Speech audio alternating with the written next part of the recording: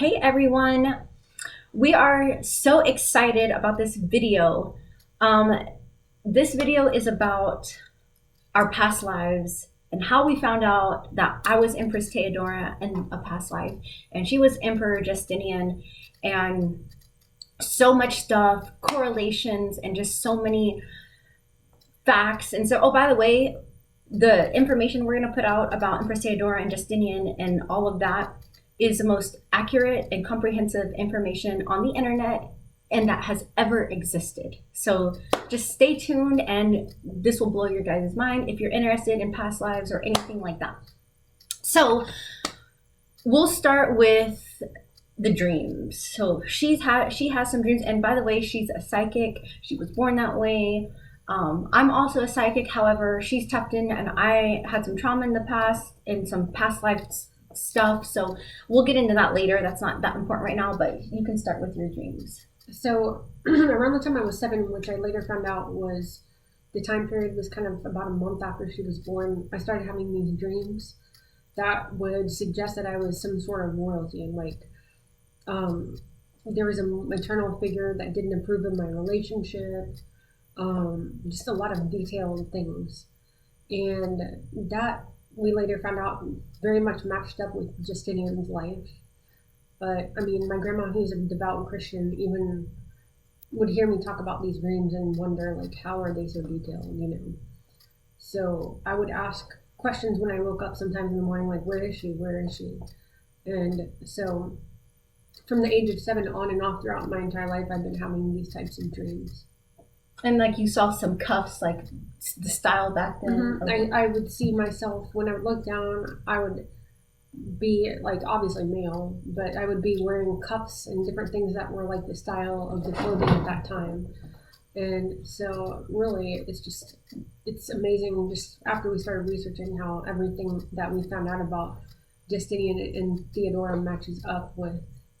Oh, and by the way, she's been a man in most of her past lives, and I've been a woman in most of my past lives. I mean, obviously we've been both, but she's more masculine and I'm more feminine typically. So that's that. I have been a woman before though. Yes, and we'll get into that. Oh, by the way, if you haven't watched the Leo Bacamol video, how I found out I was Leo Bacamol, you should watch that too, because we're going to say some updates and stuff about Leo Bacamol. And you know, if you're interested in reincarnation or past life videos or anything like that, then I would suggest watching the Leo Bacamol video, because that's really cool too, how that correlates to all my lives. So, where's my pen? Under here.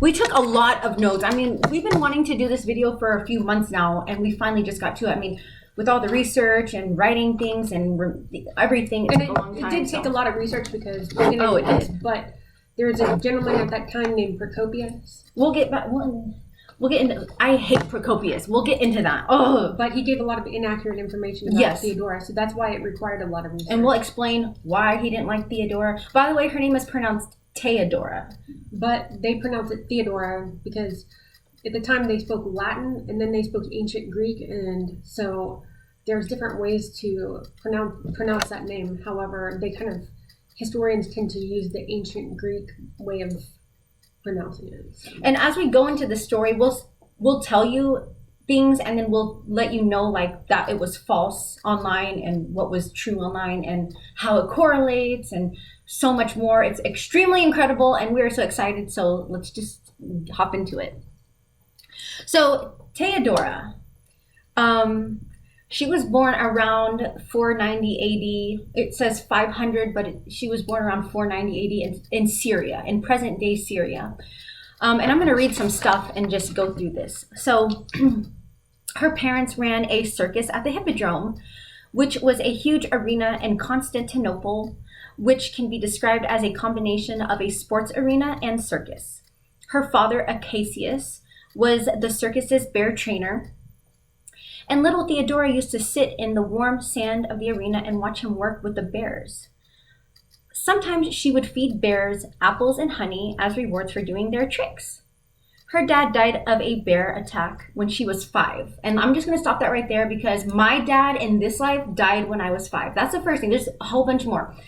And I believe that it's the same dad I had in this life. like the dad I had in this life was the same dad, and it's confirmed because she can pick it up because we talk to my dad every day. He gives us signs, he'll knock on things. By the way, like one time when my kid needed me in the room, like he like banged on the door and we heard his voice. Like we have so many signs, and that's we'll get into that too. But so it's the same dad. So my dad died in both of our lives at 5, and that's really cool. So anyways, without her father's presence to support them, Theodora and her 2 sisters were compelled to take on the responsibility of sustaining the family's survival, and in order to do so, they decided to follow in their mother's controversial path at 5 years old. So our mom, I had 2 sisters, one named Anastasia, the younger one, and then Camilo was the older one, and our mom was an actress and a dancer. However, back in that time, being a celebrity or an actress, a dancer, was looked down upon more like a lower class. We weren't necessarily poor, but we were like middle class, but because we were selling because the upper class at that time, it was like a caste system in that society, and the upper class really looked at people that provided services, even actors at that time, as people beneath them because they were providing entertainment, a service. Yeah. So far cry from how it is today. And we ruled, by the way, us during the Byzantine Empire, the Roman Byzantine Empire. Mm-hmm. It was called the Byzantine Empire. Byzantine. Because basically Western Rome was occupied heavily by Ostrogoths and Vandal tribes from Germany in that area, Germanic tribes. So they lost most of the Roman Empire. So most of the Roman Empire was retained on the eastern side. So they called it the Byzantine Roman Empire. Yeah. Theodora inherited her father's adventurous spirit and her mother's captivating talents based on her choice of career. She chose a career in performing arts, captivating large audiences with her charm and allure as actresses and dancers. And oh my gosh, I cannot wait to get to the correlations part, but we have to wait. When she was a kid, she would work as a clown in the circus, and she would paint her face and pretend she couldn't speak and do mime, and the audience loved her.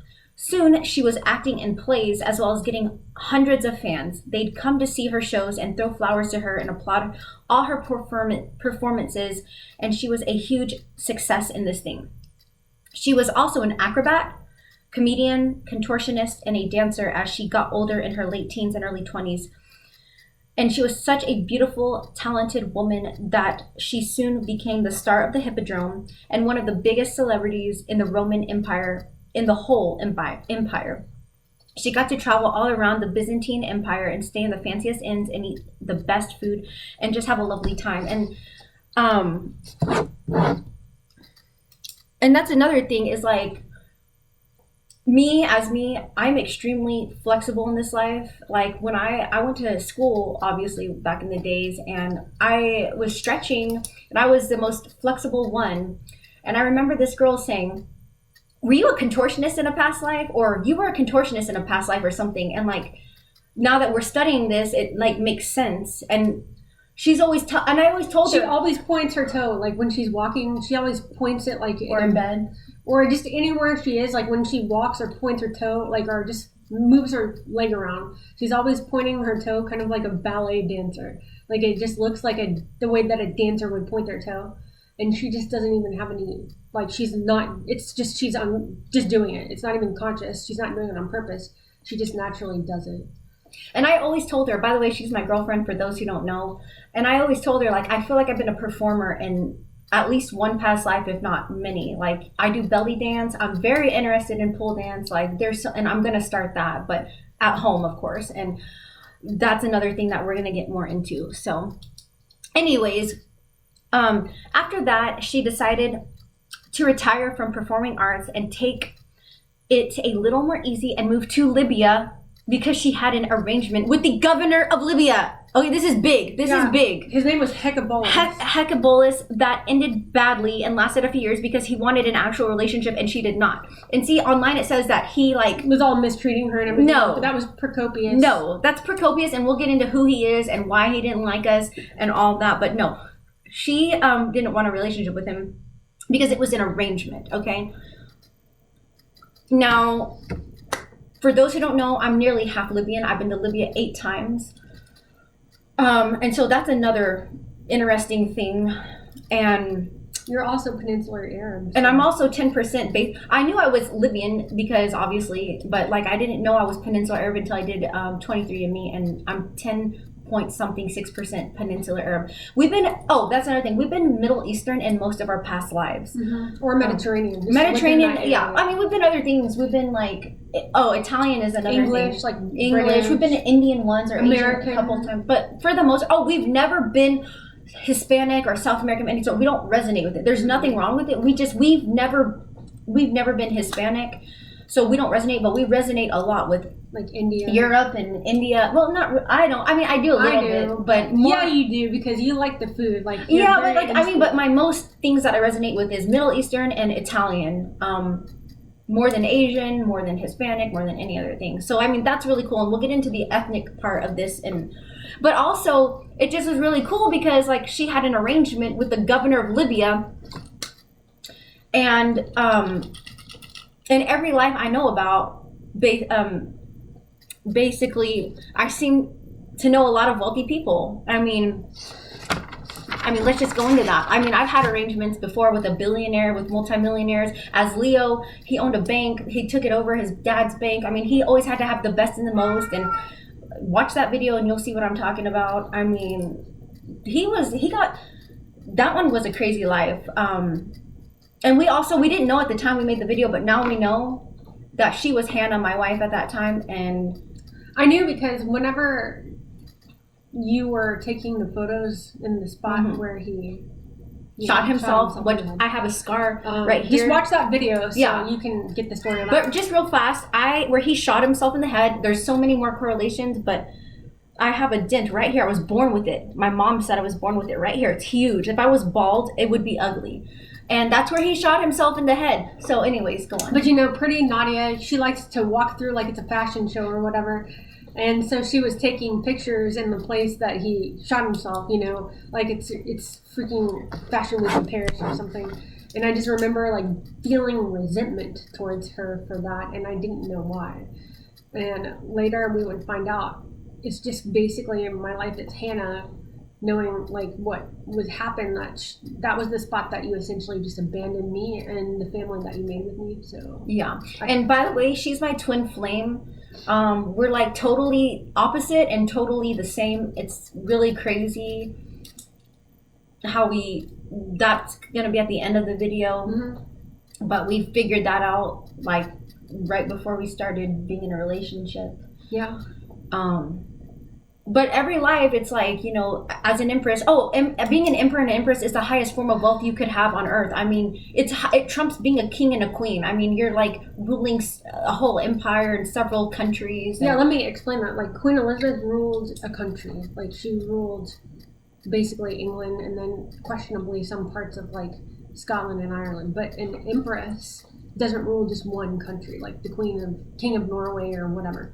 An empress rules a collection of countries, like a territory. So an empress does that. And so you can't beat that. Nobody can beat that. So, by the way, I share the same birthday as Queen Elizabeth II, April 21st. That's another crazy thing. I mean, it's no coincidence. I don't believe in coincidences. I believe everything happens for a reason. It's crazy. There's so many things. There really is. And Queen Elizabeth was the closest thing that we have to an empress in modern day. Yeah, because they had the British Empire questionably, but they had a lot of countries that were still a part of the Commonwealth. And it didn't run like an empire because she wasn't like ruling those countries. She was just basically the moniker for those countries. And there were some financial things that would tie them to United Kingdom. But that's the closest thing that we had to a female empress in modern day that had a lot of kind of influence over things like that. There hasn't been any other empress other than Theodora who's had that much influence. So. Yeah. Oh, wow. This is pretty cool. Okay. So, got all these papers. by the way, we've been royalty in several lives, and we're extremely old souls. We only know a few people who have older souls than us, but we're extremely old. And how is it that we've been royalty in not most of our lives, because you can't really be most. We've had normal lives. We've been celebrities. We've been royal. Have we been broke in any of our lives? Yeah. Not all of our lives are fancy. I correlate with Leo, and I really correlate with Empress Theodora. But I just think that I just love it. In fact, we'll get into this later, but the reason why Leo's life was so tragic was because he was just so hung up on his past lives as royalty, particularly like Theodora, and that's why he made all the mistakes he did. So. And he got off his path the life before that. And so I'm just now, and then there was a life after that, and we were both Italian, but we don't know anything about that life. We just know we were Italian. We will, though. We will, but we don't know. No. And so now as me, I'm like picking up the pieces. Like I have all these blockages that I've been working on. She's been helping me, and I'm just now getting back on my path. Mm-hmm. And so that's where we are. And it was confirmed that I was Leo because she has a friend, and I'm not going to say his name, and she has another friend who one lives in Oklahoma, one lives out of Oklahoma. Colorado. And before we told them that I was Leo, he said how I looked. He explained, what did he confirmed that it was me. He said that my ethnicity. Just basically the German. I didn't tell him anything.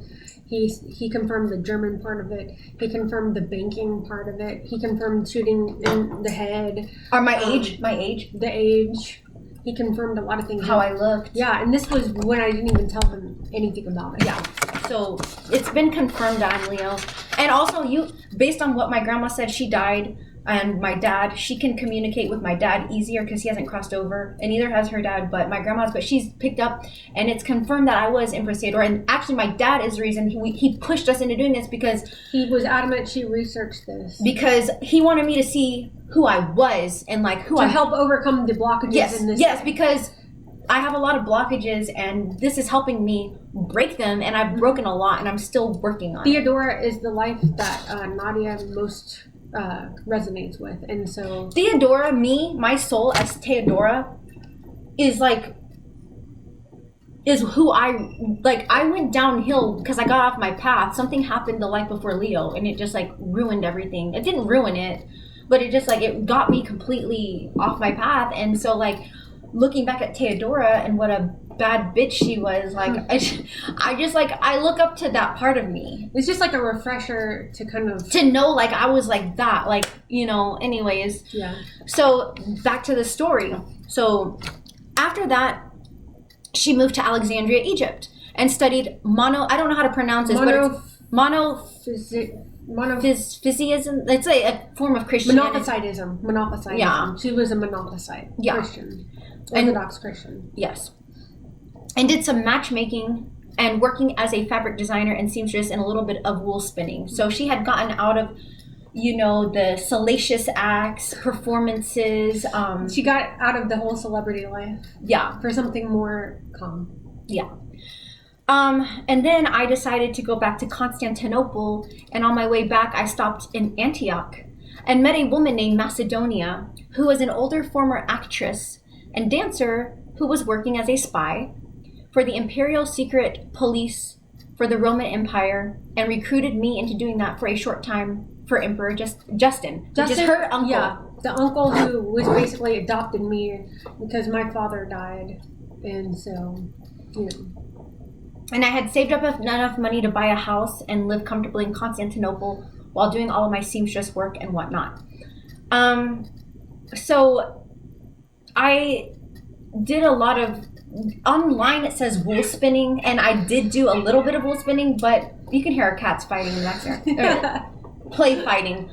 But I did a lot. What did you pick up that I did seamstress and you saw me? No, so what she did was she designed clothes. So it wasn't just like a seamstress. I mean, she did spin wool a little bit, but I designed the clothes. But people would bring her things and garments and things, and she would alter them and add on to them, augment them, and it was more or less at that time it was a seamstress, but she was also kind of designing clothes for women and men, but especially for women, just to kind of make it look a little bit more chic. Yeah. So I did that as well.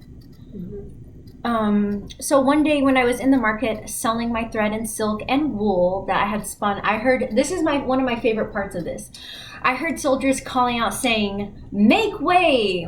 Get out of the way, the royal army is coming." So I stepped out of the streets like I was supposed to and was looking to see what I could see. Standing there, Theodora was looking, and she saw Justinian riding by wearing a red cloak over shining armor, sword hanging at his side, and Theodora thought he was the most handsome man she had ever seen, and she did not know he was a prince at that time.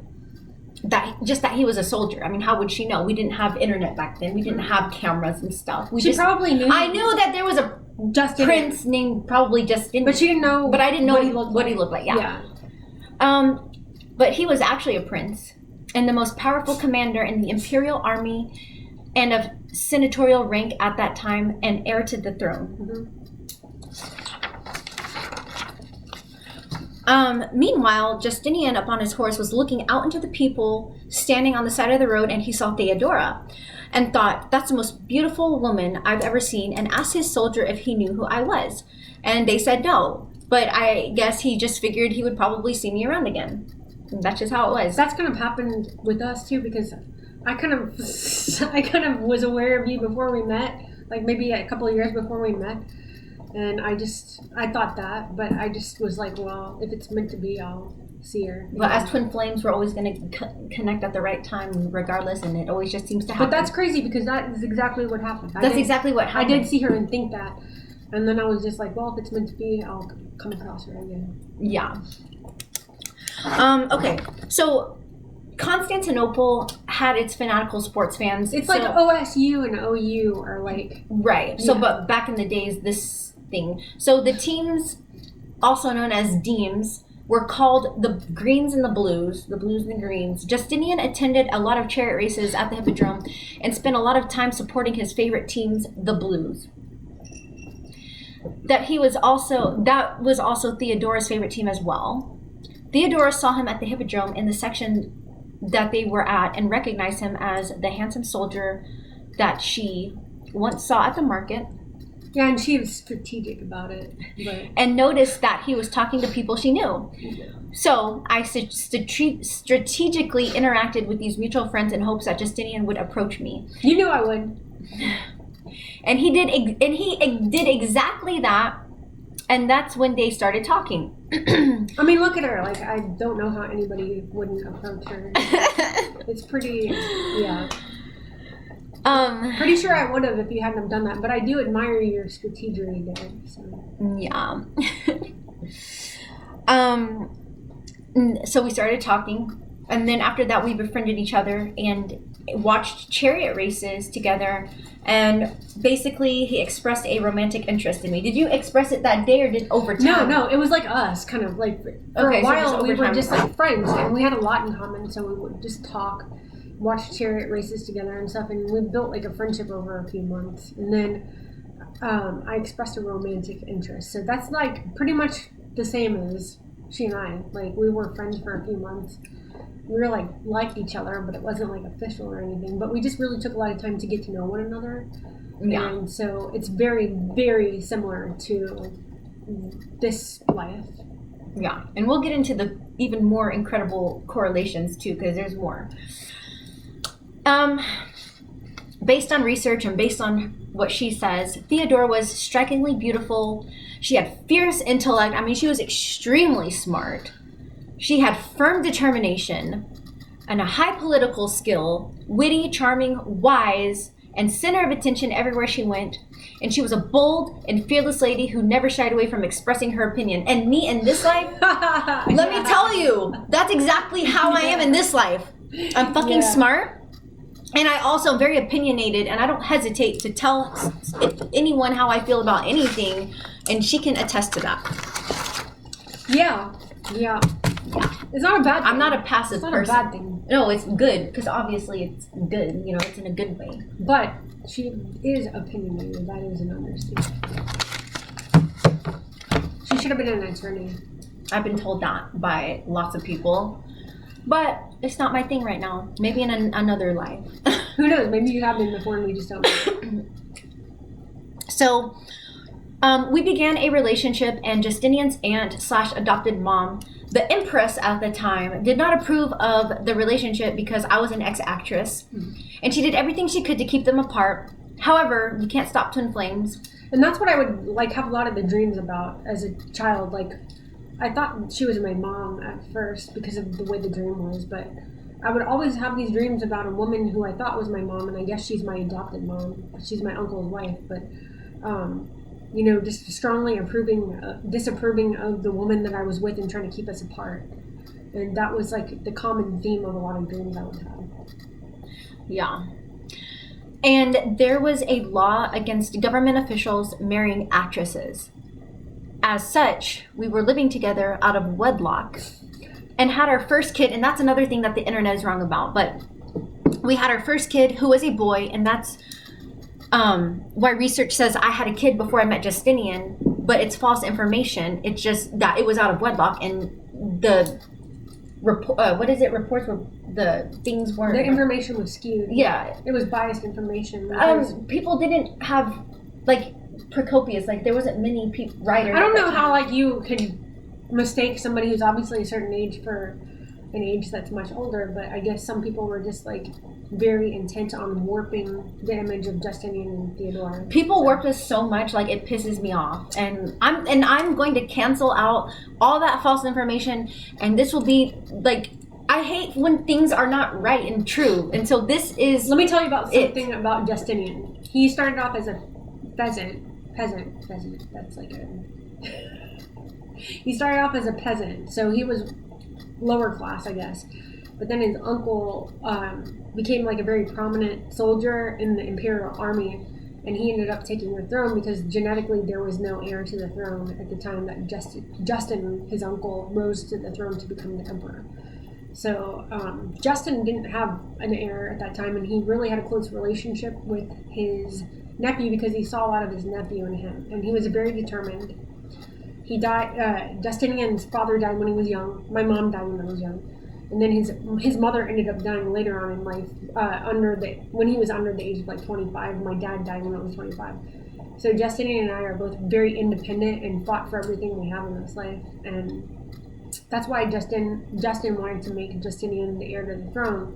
So he adopted him as his son, and you know, that's how he just clawed his way up to power. And some people like Precopius didn't appreciate that because they were trust fund babies who got everything handed to them, upper class, and he was very resentful. People like him was very resentful of the fact that Justinian worked his way up into the throne by basically dominating as a commander in the military and starting out from the bottom and going to the top. So that's why they made up stuff about, that she has illegitimate kids and stuff. And we'll get into the prostitution thing too, because everyone keeps saying, because it's false information, that Theodora was a prostitute, and she was not.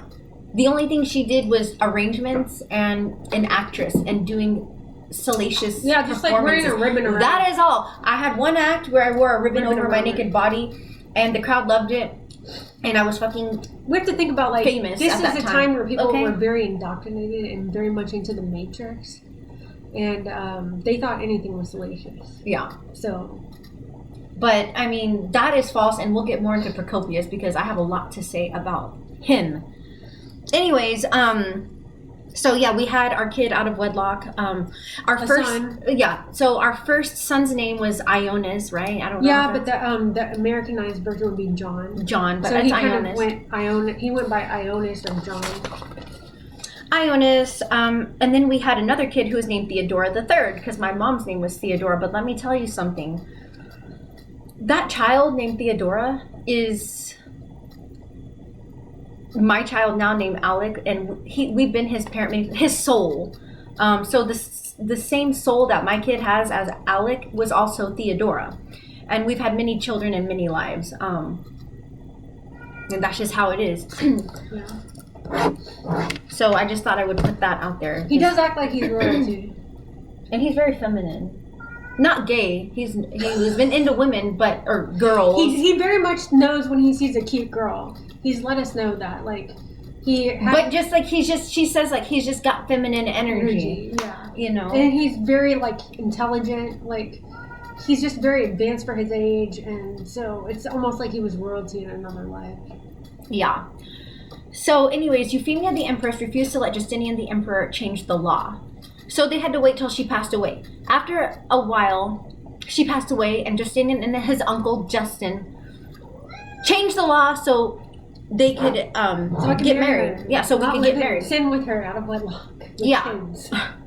Justin, the emperor, died shortly after Empress Euphemia died, and Justinian ascended to the throne with Theodora. My favorite part.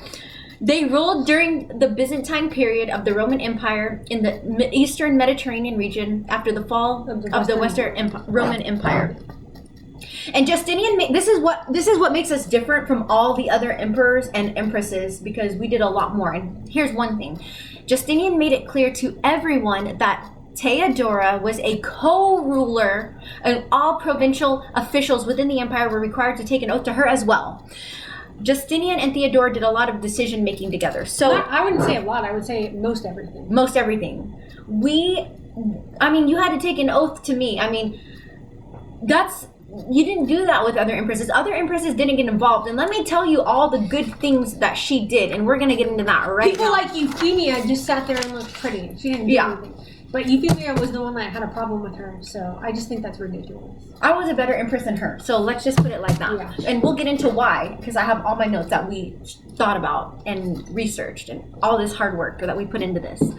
So anyways, the first thing we both did in this empire to make changes was to change the justice system and tax code to make them fair and more viable to the people, rather than corrupt and advantageous for only the rich few. Few. Because we both came from not a lower class, but like it was kind of lower class. I mean, we weren't in the upper class. We weren't in the privilege. We weren't trust fund kids. We were So what we did was go in there with an agenda to try to make it more fair and equitable. Yeah. So it's I put Justinian had an innate talent to read people and select the best people, best experts for jobs within his imperial court. I do that now as a man. And she does that now. And she's got something that is going to basically change the world, and we're not going to explain. It's something that we're not going to say, but it's coming up in the next couple of years. It's already started, and it'll start this year, in the next couple months. So we're excited. So she's always been very smart. Her IQ is 158. I haven't done an IQ test. She said my IQ test is about 140. Psychically picking that up, I don't know. That could be false, but I believe her because she's been right 99% of the time when she does her psychic readings. She's not always right, but she's 99% of the time right. So I'm going to go with it because my dad was very smart. Oh, by the way, my dad was a very good psychic in this life. And all the psychics we've named, her, my dad, and the other two friends, don't do it for a living. They just have it in them. They don't make money doing this. Both of our family, we have... My grandma was too, but both of our family, they're very intuitive. So if you're that intuitive... My mom is also intuitive. Yeah, my grandma and my dad were very intuitive, and so... They're just a little bit more indoctrinated, so... Yeah. Yeah. Where was I? Okay.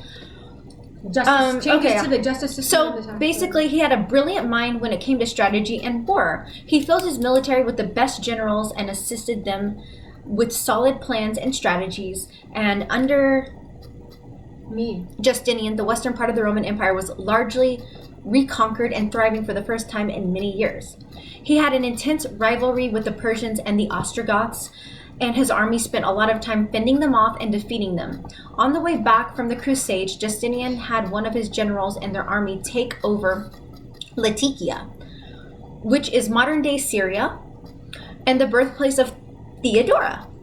He named the entire region around that area a new province of the empire and called it Theodorius, after Theodora. It lasted 100 years before the Muslim conquest of Arabs and the rise of the Caliphate. Now, this is where I come in and do what I do as an empress. So, me, Theodora, regularly passed legislation in her name and corresponded with foreign rulers and envoys. And she was a fierce proponent of women's rights, and she introduced groundbreaking laws that would protect against sex trafficking, provide fair judgments for women in divorce settlements, establish equal rights for women within the empire, strengthen and establish anti-rape and assault laws, and impose the death penalty on violent offenders. And I would still do that till this day if I had that sort of power that I used to have. Banish brothel keepers from major cities, ban forced prostitution, protect religious equality and freedom, address the socioeconomic issues that gave the upper class advantages so that the tax code and laws are more for everyone in the empire, and worked with Justinian equally on all imperial policy. She also assisted Justinian with initiatives to help strengthen and enhance the infrastructure, such as building new hospitals, churches, and orphanages. And I always told you, in this life, I want to build like a 5-star orphanage for kids and give them love, because I love children and animals, and I don't feel like any kid should not have love. Every kid deserves love and happiness and money and things that make them happy, because they're children. And so when it said orphanages, I was like, that like touches my heart. But a 5-star orphanage, not one that's just trashy and dirty and no love, a good one with love. And set up programs that would help rehabilitate former dancers and actors. Theodora also had those on her court and others she recruited spy for her to help protect Justinian from enemies and threats to the empire. For example, Justinian's head of taxation, John the Cappadocian, was exiled into priesthood by Theodora for the rest of his life because she discovered he was taking part in a plot against her husband, the emperor. Okay? These cats are acting. Sorry about that. So basically, and this is where my Vietnamese side plays in, because I'm basically half Vietnamese, and I'm also part Italian, and we'll get into that in a little bit. Oh, she's so sweet. Let me move that because she's gonna be very distracting. Okay. So this is where my Vietnamese side correlates with my life as Theodora. Theodora gave Justinian the idea because she loved wearing silk, as a seamstress and a fashion designer at that time. So I loved wearing silk and using it as fabric, and I suggested to Justinian to find a way to smuggle silkworms into the empire. So we had the Roman monks smuggle silkworm eggs in hollowed out bamboo sticks from the area of China that is now modern day Vietnam. That's really cool. Yeah. Many people before us have tried to do that, to smuggle silkworms, but they failed in the past and have even been put to death over it. But we somehow succeeded, and the silkworms gave Justinian and Theodora the power to break the Chinese monopoly on silk and become the biggest silk producer in Europe. That's freaking cool. Even though Justinian and Theodora had a lot of success stabilizing and growing the empire, there was still too much corruption and thuggery in the capital of the empire due to the two political factions called the Demes. So Justinian ordered that the 7 instigators be put to death. So this is a cool part, so listen up. To restore order, the execution failed because the scaffold collapsed and 2 of the 7 survived. And it was one of the 2 that survived was the leader for the green faction of the Demes, and then the other from the blue faction. So both sides appealed for mercy at the hippodrome, and Justinian would not budge. Both sides began chanting against Justinian. Justinian retreated to the palace to plan his next actions while the rioters set many buildings on fire, including the large church in Constantinople that tried to proclaim a new emperor who was the nephew of a former emperor. Unable to control the mob, Justinian had and his officials prepared to flee and give up the throne Until Theodora interrupted and stated, and I'm going to read her speech, her infamous speech, the one that changed history, the best speech in the world. And I'm biased on that, but here it goes.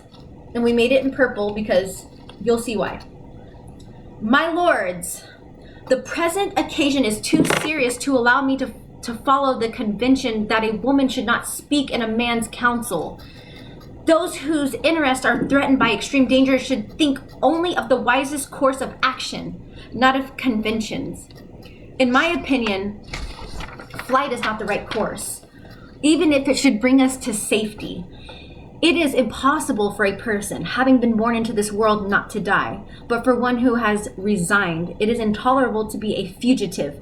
May I never be deprived of this purple robe, and may I never see the day when those who meet me do not call me Empress. If you wish to save yourself, my lord, there is no difficulty. We are rich. Over there is the sea, and yonder are the ships.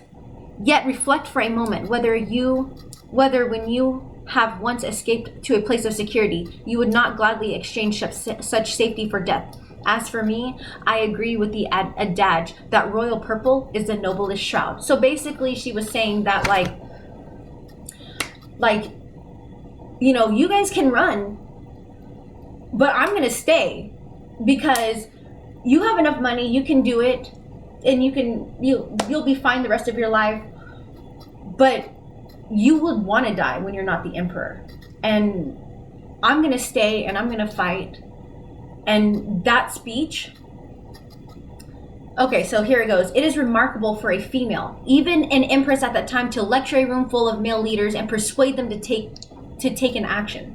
So that speech changed everything. I call it Asian persuasion because I'm Asian, half Asian, but I persuaded them, and because of that, check this out. This is also what the Justinian and Theodora are known for.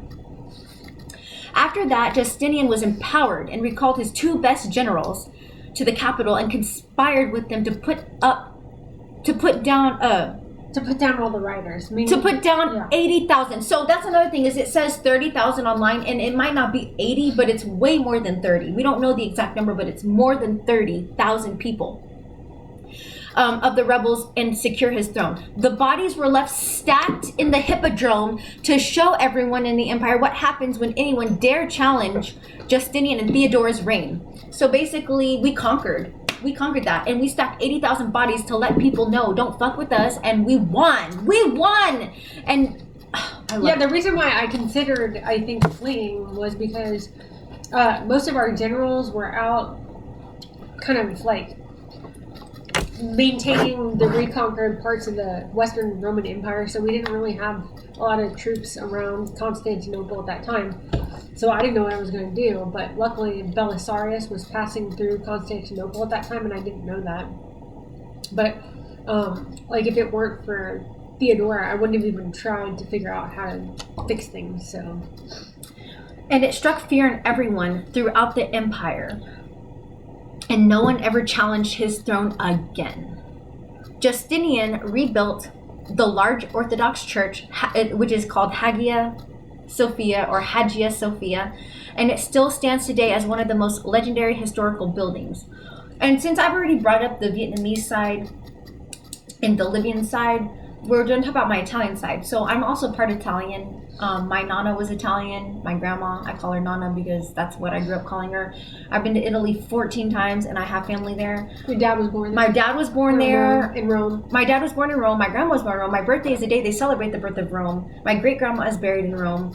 And I've got lots of history with Rome, and as Nadia. And so we ruled during the Roman Empire in Italy.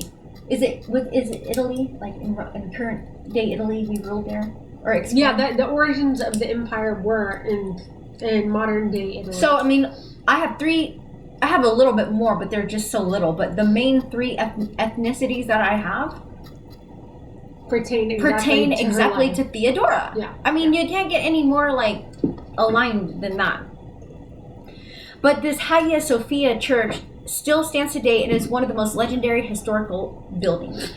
He also rebuilt Constantinople to be even bigger and better than it was before the riots destroyed most of the city.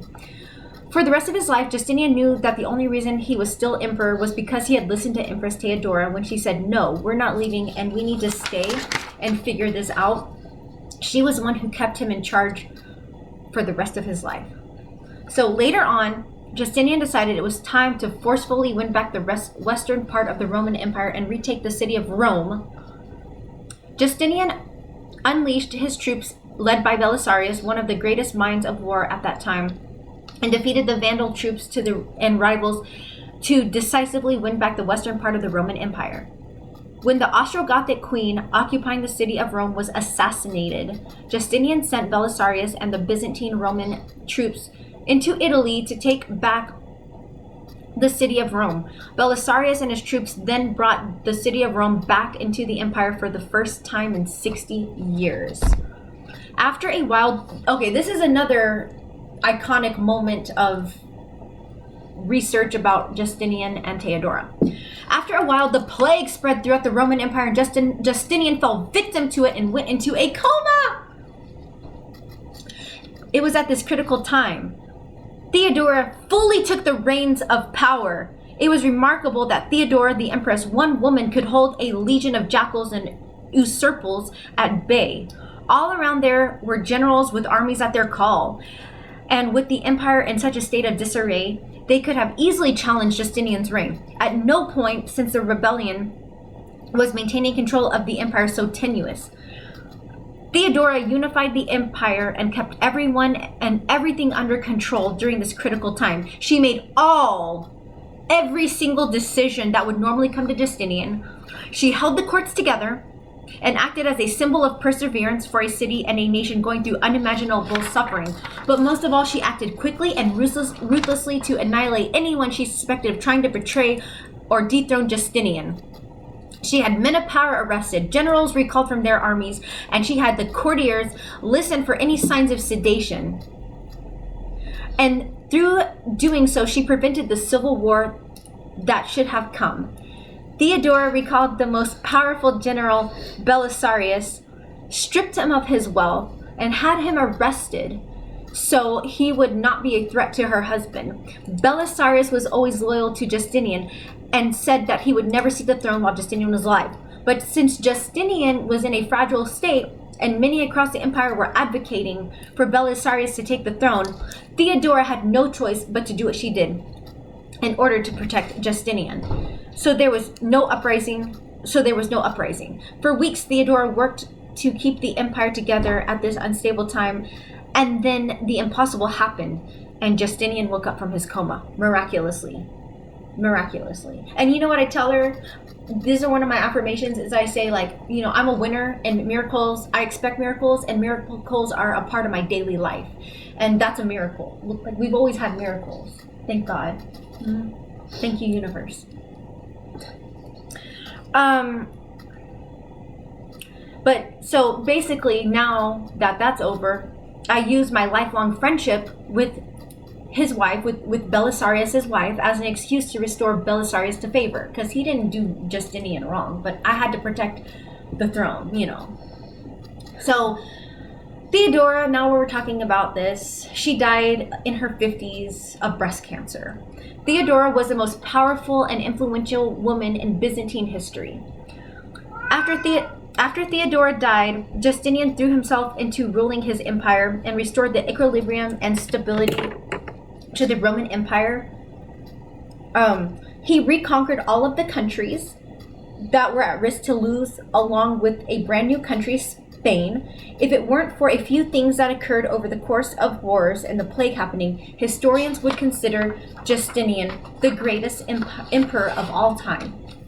Justinian died years later in his 80s after one of the longest reigns of any emperor in Roman history. And Justinian and Theodora were declared saints. We've been declared saints! We're freaking saints! Like, that's still like... And you know what I used to say before I knew any of this stuff for years? Is that, like, I always used to call myself the sexy Mother Teresa. And now I understand, like, I'm a saint. Well, Theodora, but she's a part of me. That was my soul. And we're saints. And recognized by two different Orthodox churches who otherwise stand on opposite of the theological line following their death. They have different beliefs in theology, so they're like. But we were recognized by saints by 2 churches. That's freaking crazy. Like that's like the one thing that I still can't get over. And guess what? We're not indoctrinated. And we're not indoctrinated because we've learned all these years of living life after life after life. We're finally like evolving. We still have a lot to learn. We're gonna probably come back, and we've been other things. We've been mini humans. We've been other planets, not that much, but a few, and we've also been animal. What do you mean? We started off as like bugs and animals. Mm-hmm. Then we were humans for many years. We've also been would you call it aliens or just other life forms on planets? But we've been on Earth a lot, and we've evolved our soul. So that's why we're not indoctrinated anymore. I was a Christian too in this life at one point. So that's my dad is a pastor. Was a pastor. Was before he passed away. He retired and became a pastor, and my stepmom is a. Yeah. So we'll get into how the religious stuff correlates with our life too when we get to the correlations part. Basically, since Theodora's first child was born out of wedlock, and the second child was a female, you can't take the throne as a female unless you're marrying an emperor at that time. So in that case, your nephew, Justinian's nephew, took the throne and married my niece and took her as empress, and we think it's Camito's daughter, my sister. It couldn't have been Theodora because that's his cousin, and we didn't believe in that. Like a lot of these people mutate, marry their cousins, and look like horses in human form, but we don't believe in incest. So okay, so here's some random facts, and then we'll get to the lies and correlations. So random facts is Theodora and Justinian did more in 5 years than most monarchs do throughout their entire reign. All Western legal systems have foundations comprised of the laws and legal structures and legislative processes established by Tribonian and Justinian under the Justinian Code of Law. You want to explain what that means? Short and concise. So basically the framework of basically all Western society legal systems is comprised of the Justinian Code of Law. So everything like the right to a speedy and fair trial, just kind of like the approach to laws and how to try cases and all of that. I mean, basically all of the industrialized nations' legal systems are basically built on what Justinian put together. And then Theodora had the person who the Ostrogoths wanted to make emperor in Rome if they were to win control over parts of the Roman Empire executed because she didn't want any challenges to their throne. Ruthless. And that's what made her such a good empress, is because she didn't make bad mistakes. She like made sure everything was perfect, and that's why she was able to be empress for the rest of her life. And by the way, there's a hotel in Turkey named Empress Theodora Hotel. And Justinian banned the so we went to Chicago. Holy crap. Okay. We went recently to Chicago, and we went to the original medieval torture museum. We're obsessed with medieval. Like we really I don't know why. I've always been like that. Like I've always been like that. Yeah, me too. And so, I mean, literally, we found like a status of her saying that she was obsessed with medieval stuff, like from 2011. Yeah, like on my memories on Facebook. So we've always been into we're really into history, especially the early 1900s and medieval. Inexplicably, like there's no reason. Why would we pick those 2 times? Like I don't know, but that's actually how we started like being so close. Is because we're both like kind of geeks about that. We were very interested in history. Our main thing is history and nature. Like we just love that. So spirituality. And spirituality. Yeah, we have a lot of things that. But anyway, so we went to this medieval torture museum, and anyway, so Justinian banned the medieval torture devices and methods because he was against unnecessary human suffering. So before we knew that, we went to the medieval Before we knew. We went to the medieval torture museum together for her birthday in Chicago before we knew who we were. So that's crazy. That's another thing. And then the last thing before we get into the next section is being empress and emperor. I think we already talked about that. So we're done with this, but now this is the crazy part. This is like, that was just scraping the surface. So, should we talk about Precopius first? Yeah, let's talk There's about only that. one page. Let's talk about that jerk. Or should we start with the correlations, the fun stuff? Let's end things on a high note. Okay. Let's talk about this let's jerk. do that, because it's stressing me out, because that's the reason people don't have, it's his story, not history. And I'm so like, do you want me to talk about it? Do you... It's just giving me anxiety because it just irritates me. I'm gonna read it and then you can say whatever you need. So basically, freaking stupid Precopius was a writer during the time period of Justinian and Theodora, who came from an upper class. She explained that already. Yeah, a trust fund baby. Because we rose to power from lower classes, he had a deep resentment for their rule. He was very biased towards Theodora because she had different religious beliefs, and he did not like the role she played as an equal to Justinian during his reign due to his sexism and beliefs about women. He had the resources to publish and preserve his writings at that time. So unfortunately, he is held as one of the main historians of that era in the region. And just because he had the resources, being from an upper class family, to document everything and publish it or whatever. He makes me so mad because he said Justinian was a demon in human form because he was just butthurt. He made me, we're gonna get to what he said about me, and like, it just makes me so mad when people like try to make me, because they're jealous, look bad, and it's not even true. At least make it true. Okay, so he lied about Theodora being a prostitute during her time as an actress, when the worst I did was mildly salacious plays and some burlesque type of dance and belly dancing.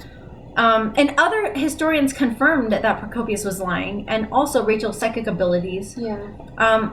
And he didn't even publish the information about Theodora until we were both dead, because he knew that he would be punished. Coward. Executed. And I just want to say that it makes me sick. It absolutely makes me sick to know that like there's false information, and that someone purposely went out of their way to make someone look bad just because of that.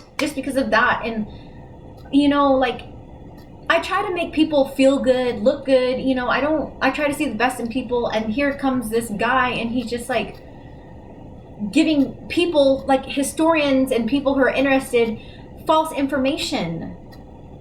Like, there was a saint at the time named Saint George who was from the same area as Theodora, and he had a lot of respect for her, and he actually did document a lot of things. So thankfully for him, there was an accurate record there. You know, there were a few other people that took notes, but for some reason, because Precopius came from a rich family and he had the resources to publish things widespread, you know, his stuff dominated. But I think he's just mad because Justinian, who was a peasant, rose to a higher power than he could ever in his whole life. So whatever. It just the fact that he's making me look way more whorish and prostitution like than I did. Like, I didn't do that, but like the fact that he's making Who's a saint? He's not a saint. I'm a fucking saint. So just, I would listen. Did he build one of the modern greatest art pieces of architecture that existed from ancient times that still exist today? And no, he didn't contribute anything to society. So what makes me really mad is that like he portrayed Theodora as this hoe, this whore, this prostitute, and he wrote this disgusting thing about her, which I'm not gonna say because it's false. But it just makes me sick because, you know, me and Theodora, we have the same soul. Just, I'm evolved and whatnot.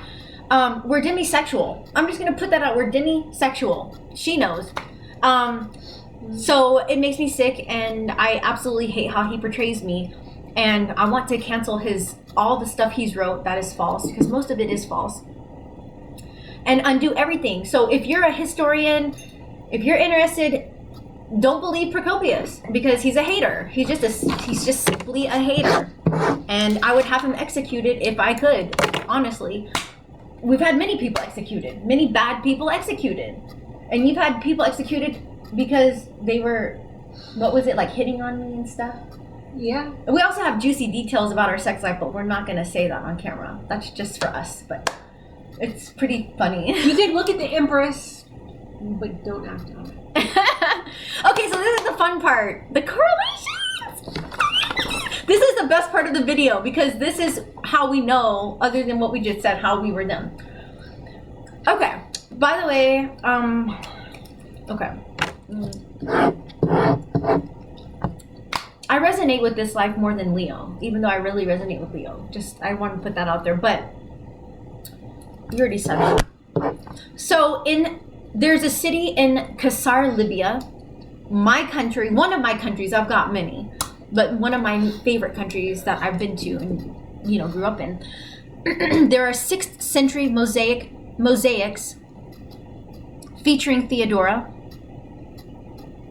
one of my ethnic countries in this life, which, you know, I've visited 8 times, but I screenshotted something that I wanted to say. Also, me and Justinian are represented in mosaics in the Basilica of San Vitale of Ravenna, Italy as well. 2 of my countries, and we're in there. Hello, like, that's crazy. That's freaking crazy. That's another correlation. We've already said that. Oh, this one is really crazy. So Rachel got a cat 1 year before she met me. Mm-hmm. And guess what she named him?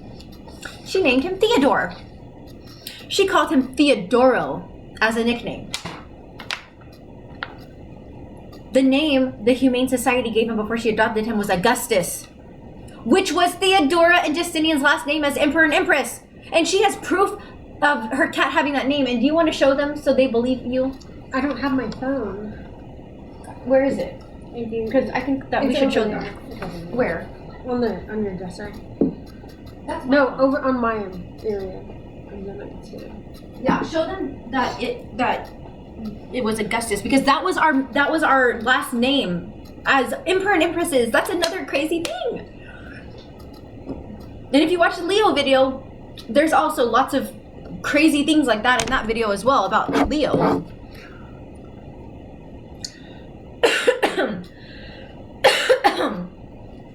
I mean, it's pretty crazy. Oh, and that cat, I don't know if you sent me the picture. Okay. The cat named... So, you can't really see it. Where is it? Right here, Augustus. Okay? Yeah. The cat that Theodora had looked just like him. And we don't have a picture, we just have one picture. Yeah. And I don't know if you have that on your phone. Yeah. Oh, yeah. They did like a painting. They did a painting. That looks like her cat that she named Theodora. Just like that. And also, so that's crazy. When Rachel was really young, all her goldfish and stuffed animals were named Leonard and Leo. No, Leonard and Leo. Yeah. Leo, because I'm Leo Bacamo. I'm Wilhelm Leonidas. I'm Wilhelm Wilbrand Leonidas Bacamo, and my nickname was Leo. So that's freaking crazy. Okay, so I wanted to... Should I say this part, or did we, like... I really do think you need to say it. Okay. So basically, people tend to assume that Theodora and Nadia are more allosexual and promiscuous than they really are. Because, 1, with Theodora, her arrangements, dancing, shows, and her performances were very seductive and a bit salacious, and she was comfortable being nude. And with me... I do dancing, belly dancing, due to my Arab culture, you know, and I'm very attracted to pole dance. When I was living in Washington, I started doing classes, but then I moved and I haven't gone back into it. But that is my thing. I'm gonna start doing it like within the next few months. Not at the club, but at my house, and just for her, because it makes me feel sexy and I love it. But I'm a nudist in this life. I mean, she's seen me walk out of my house butt naked and not a care in the world. Like, I'm very comfortable. I've done boudoir photo shoots. And also I've had a couple of arrangements, 3. And 1 was a millionaire and 2 were multimillionaires. And so I'm just saying, like, that's just like Theodora, just like her. We're both very sensual people, me and Theodora, which is why we both love food and so much more. But we're both demisexual, and if you don't know what demisexual means, it means basically you have to have like an emotional connection to somebody. You need to have an emotional connection with someone before you feel sexually attracted to them, and that is me with all men. And with women, I'm not as much demi, but with men I am. But basically, we're demi, so how we portray ourselves is not... We are very sexual people. We're just only sexual with people we want to be sexual with. So, you know, basically, how it is portrayed is not really how we really are, and so... And I don't really care what people think about that, because it is what it is, and I just had to put that out there. That's another similarity and correlation that Theodora and I share. And sorry if that's too much information, but I have to say this because I'm not going to make a video about my past lives and not say everything, because this is facts. Oh, this one's a good one. So as I had an arrangement with the governor of Libya as Theodora, so I had an arrangement with the governor of Libya as Theodora, but in this life, as nearly half Libyan, my uncle won elections several years ago and is famous in Benghazi, Libya. And also my great-grandpa, which is my grandpa's dad, was the minister of health in Libya and worked for King Idris, and also worked in the Italian government in Libya. So that's another thing, like high people in Libya, just like Theodora was with a high person in Libya. Like, we both share the same characteristics and personality traits. We both have that temper. She said that we had the same temper. She's the only one that's really seen my temper, like full extent of my temper. And she said Theodora had the same thing. It's worth it though. I also have dancer's fascia. I don't know if I had mentioned that, but no, somebody in your school who's a yoga instructor said that you have like the dancer's fascia. But since in this life, my great grandma was a Bedouin, she explained how it on the equator, like, you know, people who are living in the desert and survive in extreme heat are going to be more flexible than. Do you know what you didn't mention? That your great grandma is an opera singer. Oh yeah, my great grandma. In this life, she's full blown Italian. She is buried in Rome, Italy, and she was a professional opera singer. So she did performances as well. As Nadia, you have that in you. And even me, yeah. So, this one's a cool one. So in each life that we know about, Rachel has been the sick one. For instance, as Justinian, she got the plague and was in a coma for several weeks, while I ran the whole entire empire in a time of chaos. Leo, as in the life of Leo, Rachel as Hannah, it's documented that she had health issues, and that I got her as Leo the best medical treatment that there was. But like I said, we didn't know she was Hannah at the time, but it makes sense. And now as Rachel, she has 2 health issues that she has, and I'm not going to say out of respect for her privacy, but it's like every life she's the sick one and I'm the healthy one. And it's just funny how like every life it's the same, you know. And so we kind of said this, but we're going to go more into detail about this. But I wrote this down, I typed it up, but I put, now I know why Leo made a lot of mistakes and wanted the best and the most, and was so boastful and greedy with money, and ended up having a tragic short life, because the life before Leo, he got off his path and became hung up in his life as Theodora, having power associated with that life, and always having to have the best and the most of everything. Hannah, his wife, used to always say, you always have to have the best and the most, and in a way that insinuates she was irritated with him being that way. And as Rachel, she always jokes about me having to have the best and the most. But more, she does it in a fun way now. But regardless, she said it in both lives. Because I got off my path as Leo, we had another life between the Leo one and this one that we don't know much about.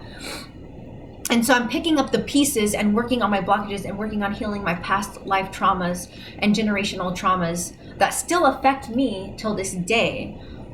Along with some trauma from this life that I'm just now getting back on my path. And that's why I'm just now tapping into my intuition and my psychic abilities, which we're going to get into on the next notes. But, oh my gosh, we nearly fell out of our chairs when we read this online. We nearly fell out of our chairs. It says that Justinian usually ate salads, and Theodora had chefs brought in from as far away as modern day United Kingdom because she loved food. And that is exactly how we are in this life. Yeah. All she eats are salads most of the time. She eats healthy and she eats salads, and I'm a total foodie. I mean, I eat junk. I love pasta. She loves a good steak. Like, she loves calories. I love steak. I love pasta. I love rice. I don't care which country. I love pizza. Those are my favorite foods of all times. And I don't care if it's American spaghetti or Italian pasta or Libyan macarona or whatever. I love those are my favorite foods. But like, I'm a foodie, and so like, she'll sit here and be eating foods that I'm like, no. But she'll call me a rabbit for eating salad or something. Yeah, and I'll be like eating food, and I have a fast metabolism, so I can eat a lot and not gain a lot of weight, but I will gain a little bit of weight, and so then I'll go days binge eating, and then I'll go days fasting without eating and making myself suffer. But that's exactly how Theodora was. Mm-hmm. Oh, and so basically, when you were Leo, I want to do this one and then go to the Leo one. So basically, in our lives as Theodora and Justinian, we had a fondness for seasoning meat with honey and cinnamon. Justinian in particular had a love of cinnamon, and in this life, Rachel loves putting cinnamon in everything from tea to protein shakes to coffee, smoothies, yogurt, and so much more. And as Nadia, I make a few dishes of my authentic Italian and Libyan dishes that was passed down, and there's cinnamon in it, and these are meat dishes. Well, there's meat in it, and there's cinnamon in a few of them. And I just think that that's crazy, another crazy correlation. And okay, so as Leo, here's another thing. I took 2 servants and a physician to Colorado and spent $3,000 of modern money. That's how much it would be now, $3,000 on a single meal. And okay, so basically that's crazy. Like, it's just kind of like, again, the best and the most. Like, anytime we go out, I get 2 things. I get 2 drinks. I get 2 foods. I always just get whatever I want. Like, I always do the most. Like, I have to like fly private jet. Like, I don't always fly private jet because it's expensive, but I love it. Like, I always like, you know, we have other plans, but we're not going to discuss that. Like, I always have to have the best and the most. Because I've always had the best and most of the time, and if I don't, like, I crave it. So it's just who I am, and I'm working on my humility and tapping in more to my spiritual side instead of focusing on materialistic side. But I'm also a Taurus, and Tauruses are known to be materialistic, and they're known to want the finer things in life, so that doesn't help.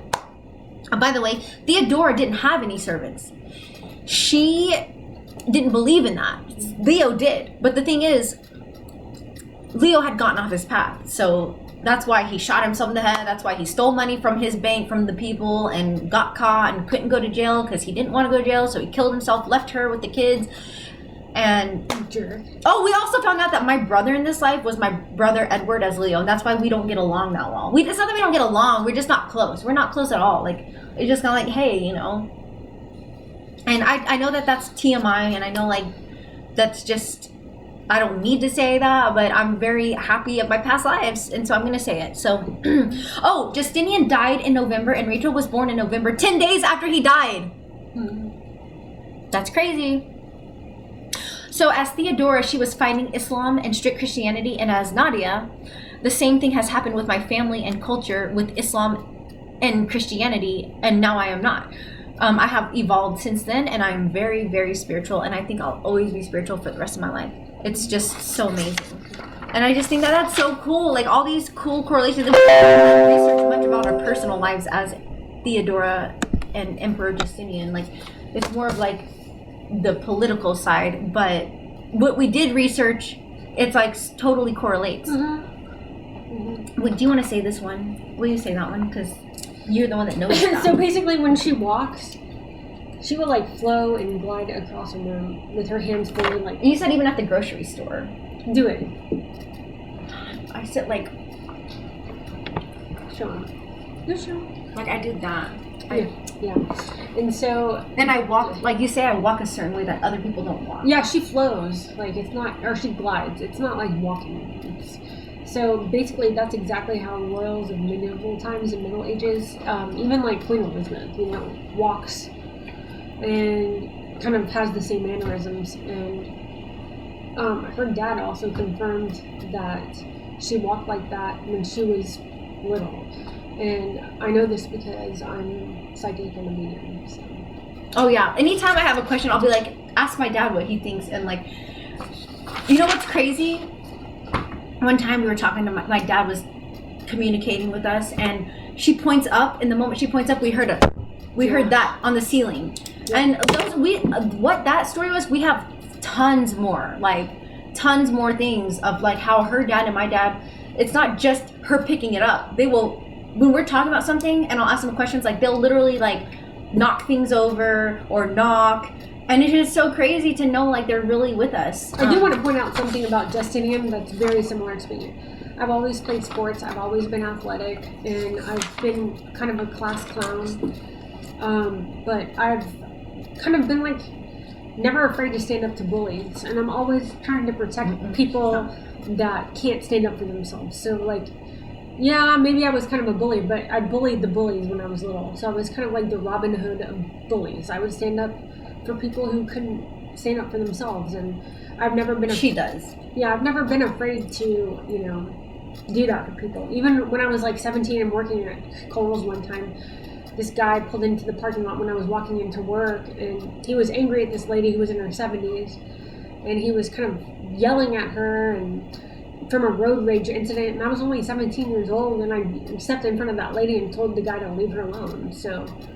Justinian and I are very similar. We're both orphans. We're both only children. Yeah. We both of our parents.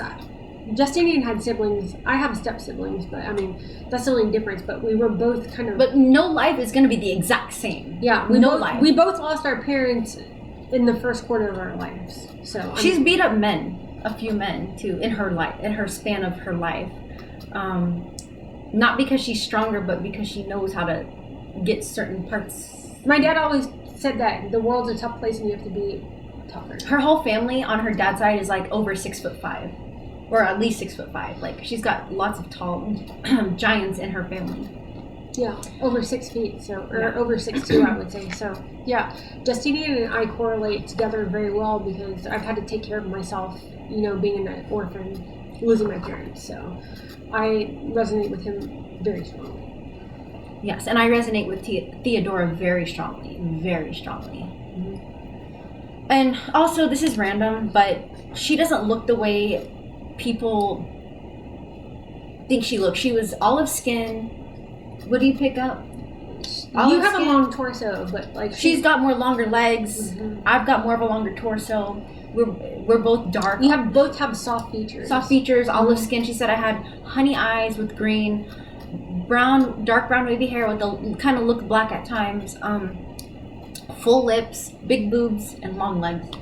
I mean, so if it says that she was pale or they drew her as a pale girl, or that's not really how it was. And I want to show you guys something before we go into some other random psychic notes. She was born in Syria, so I mean, obviously that's into. There's white Syrians and my first cousins. Yeah, but they don't look like me. Like, listen, my first cousins who in this life who live in Saudi Arabia are half Syrian. They're literally half Syrian. So that's another correlation that I forgot to mention. And I want you guys to see this video right This is a video game that Theodora is in, and I just thought it was cool, and it just really... Μονοποιούν θαύμα. Ποιον όνομα? Μονοποιούν θαύμα. Ποιον όνομα είπε Μισέ, ο καλός ξένος? Είμαι η Θεοδόρα, η φίλη του Βυζαντίου. We're just gonna watch it all. Ναι, φίλτατος. Ομολογείτε. It's freaking blurry. Ουδήπου. Ναι, φίλτατος. Ουδήπου. This is where she declares war. Νυν φίλε, εταραχαίου πρέπουσιν, διδάξομαι σε μάθημα. Τούτο δυσχερής. The calm before the storm. So I just thought that that was so cool. I just love it. That's the Theodora was trilingual. She spoke 3 languages. Everyone in my family speaks 3 languages except for me because I'm stubborn and I'm working on that. I'm actually very jealous. So that's cool. Okay, so now we're getting into more of like the psychic stuff and whatnot because this is very important.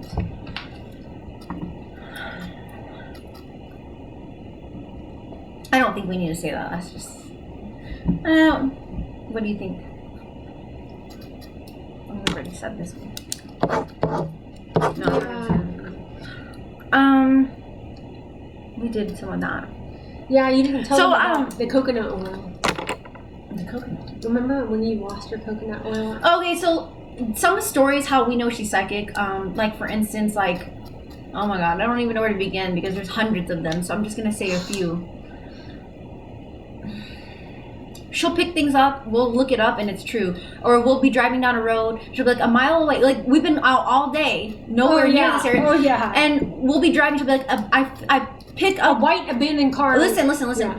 She'll be like, I pick up about, in the next 5 minutes or a mile away, there will be a white car, and it'll be on the side of the road, and there will be this type of looking person in there, and they're parked because what was it? They stole something, or the police. Or what is it? What did you say?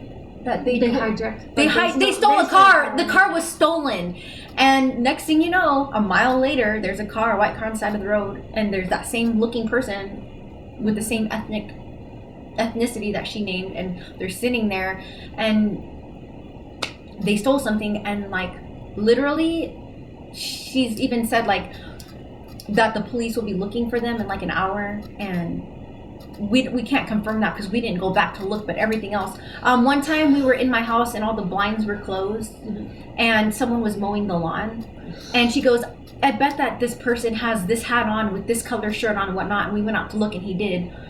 With your coconut oil, you lost it, and I told you to look under I lost my coconut oil, and she told me where to look. It was like under my bed in the middle, like where the headboard would be, but under, and it was there. Alex water bottle, like, but there's so many other things. Like, you've read people accurately that you do not know from my life, and she has read every single person accurate. People who I know, or she'll tell me things, or like she'll predict things of people like that I know who went to jail, and she'll be like, they're gonna go to jail, and then we look it up a month later, they're in jail. Like, yeah, that's happened with like 2 people that we know. More than that. At least 2 people. She'll predict all kinds of things. Like, everything that she says is true most of the time. The thing is, like, I picked up on some spirit one time, and I told Nadia what I think that his name might be, and when he died. We looked it up. And we looked it up, and that was his name, Yeah. and that's when he died. So. And I freaked him out because I told him he was dead and he didn't want to die, and so he like freaked out and like left my house because he passed by. He's been dead for 10 years. He's an old man. Or like we'll be in the car and I predict somebody, like I will have a feeling somebody might run a light, and then I'll move the car. Oh, she's saved our lives many times because like she'll predict something on the road and it'll happen, and she'll know it's happening, so she'll start swerving. She got mad at me because I moved the car over into the other lane. She wondered why, and then the light changed and somebody ran the light. Yeah, that's happened a lot.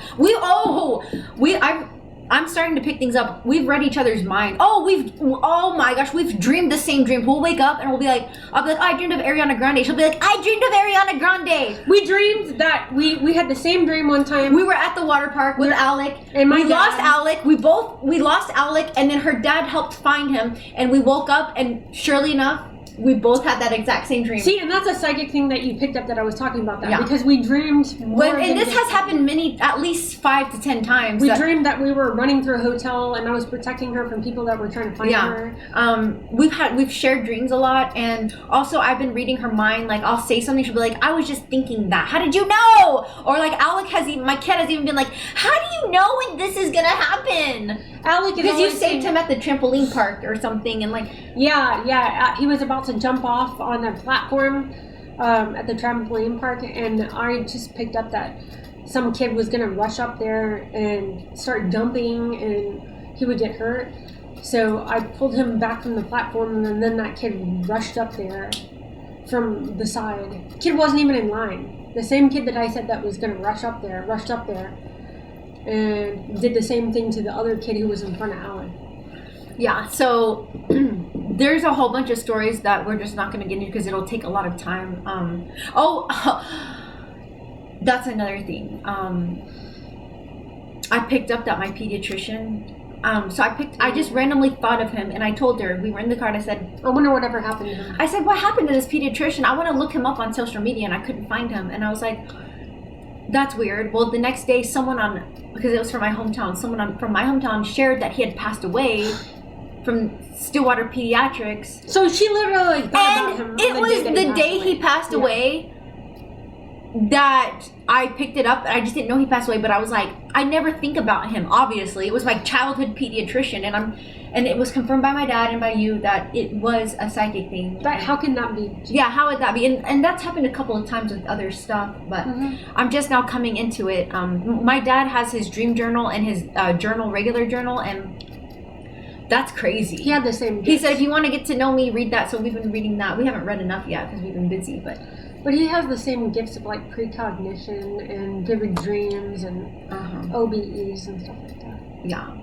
So that's crazy.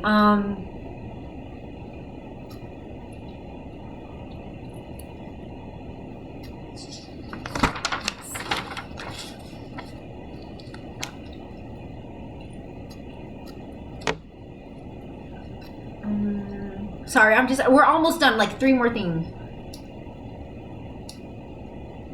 How did we know we were twin flames? That was another thing. Do you want to talk about that? Sure. I can do that right quick. And then that's the last thing.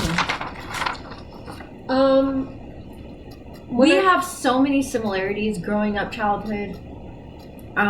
We both lost our parents under the age of 5. I don't even think we should say everything. I don't even think we should get into this because it's just there's so many. And we were both raised by our grandmother. No, helped raise by. That's like not even scraping the surface. So we didn't take notes on that. We didn't think about everything. So we can make another. I don't want to write like 1/3 of everything or tell 1/3 of everything. Then we're gonna say it all, or we're not gonna say it all. So we have many reasons to believe we're twin flames. And that's why I'm bisexual in this life, because my twin flame is a woman, and she chose to be a woman for many reasons.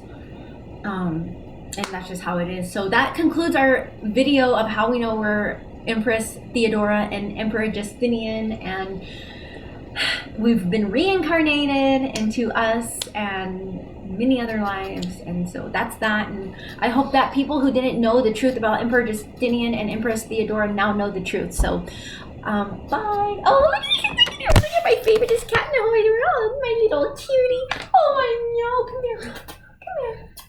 This is who's been making the noises all the time. She's about to jump. Come on. I just took her clothes off because she'd been wearing her sweater, and I forgot how soft she was. My little cutie. Oh, where did you go? Okay.